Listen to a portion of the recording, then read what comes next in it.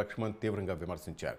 ఎలాగైనా గెలవాలని హస్తం నేతలు వర్గాల మధ్య ఘర్షణలు సృష్టిస్తున్నారని ఆరోపించారు. సీఎం హోదాలను రేవంత్ రెడ్డి దిగజాడు రాజకీయం చేస్తున్నారని విమర్శించారు.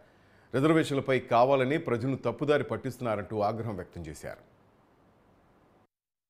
రిజర్వేషన్లను మేము సమర్థిస్తున్నామని స్వయంగా ప్రధానమంత్రి నరేంద్ర మోడీ గారు తాను జీవించి ఉన్నంత వరకు ఈ రిజర్వేషన్లలో మార్పు రాదని యథావిధిగా కొనసాగుతుందని చెప్పి ఖరాఖండిగా చెప్తున్నప్పటికీ అదే రకంగా ఆర్ఎస్ఎస్ చీఫ్ మోహన్ భగత్ గారు కూడా చాలా స్పష్టంగా రిజర్వేషన్కు అనుకూలంగా వారు ప్రకటన చేసినప్పటికీ కాంగ్రెస్ పార్టీ మరి ఈరోజు అదే అంశాన్ని ప్రధాన ఎన్నికల అంశంగా మార్చేసి అంటే 100 సార్లు అబద్ధం చెప్పితే అది నిజమవుతుందని చెప్పి ఒక మూర్ఖత్వంతో ఏ రకంగా ఇవాళ మరి రేవంత్ రెడ్డి గారు ఈ రాష్ట్రంలో వివరిస్తున్నారో ఈ చీలికల ద్వారా ఒక వర్గమైన ఓట్లు పొందాలనేటువంటి ఒక కుతంత్రానికి తెరలేపింది రేవంత్ రెడ్డి గారు కాంగ్రెస్ పార్టీ.